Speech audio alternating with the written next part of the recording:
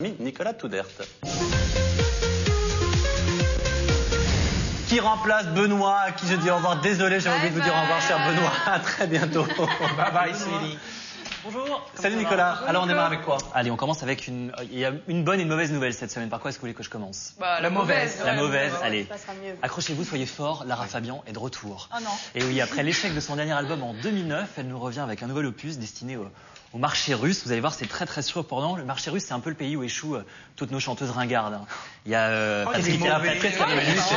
Patricia Cass, Isa Ferrer et Mireille Mathieu. C'est dire s'ils ont des gouttes de... Mireille Mathieu n'est pas ringard. Non, mais puis c'est quand même des chansons, enfin, je veux dire, qui sont de la... Oui, ben, Absolument. je vais quand même défendre les couleurs de la France. Et qui ont des voix sublimes. Hein. Elle a une voix sublime, Lara Fabian. Elle a quand même chanté une belle chanson qui s'appelle La Différence. Mais on aime beaucoup. oui, Vous avez bien raison. On n'accepte pas du tout ce que vous dites.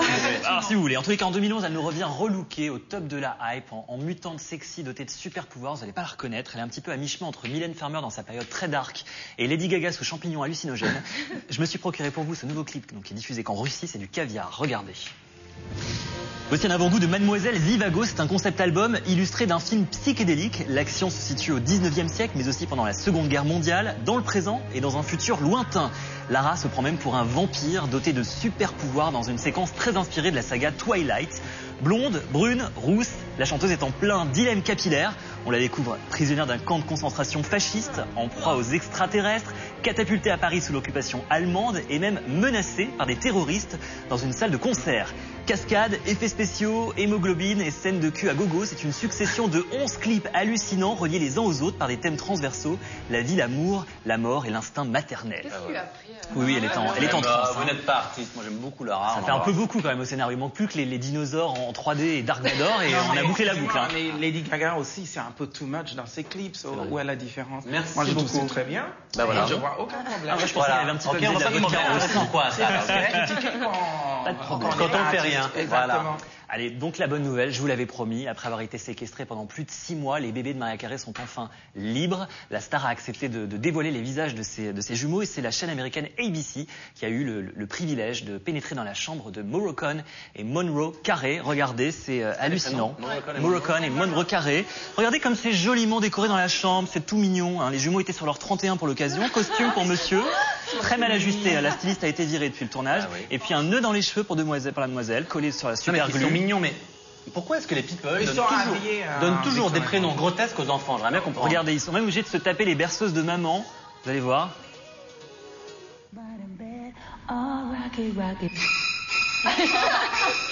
Pauvre gosse, un destin déjà tout tracé. Ils chanteront comme leur maman. D'ailleurs, ils ont déjà tout le matos. Un beau micro, vous allez voir. Et des diamants pour briller sur scène. Heureusement, ils ont hérité de la voix cristalline de Maria. Écoutez.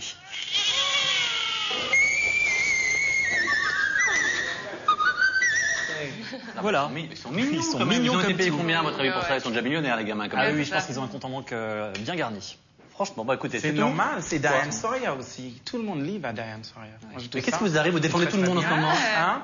C'est le nouveau Vincent. Non, Vincent Mère Teresa. C'est des vrais artistes. Ah, j'étais persuadé qu'il allait dire du mal et en fait, non, C'est des vrais artistes qui ont Absolument. quelque chose à nous Métamorphosés. proposer. Est-ce que vous vous considérez vraiment comme une artiste ou Hmm? non? Est-ce que vous êtes une artiste ou pas? Moi? Oui. Of course, I'm an artist.